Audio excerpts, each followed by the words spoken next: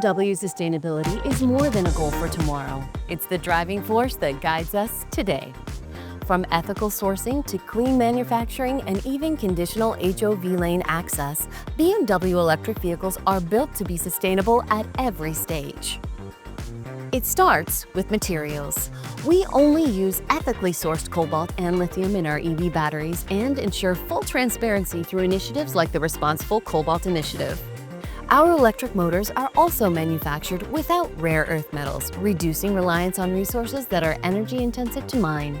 Since 2020, most of the electricity for all BMW Group plants has been sourced from renewable energies, reused or recycled across our plants. And today, almost all the waste from our production is reused or recycled. Through our secondary first philosophy, we prioritize the use of recycled materials wherever possible. In fact, we already use up to 50% secondary aluminum, 25% secondary steel, and 20% recycled thermoplastics in key components of our vehicles.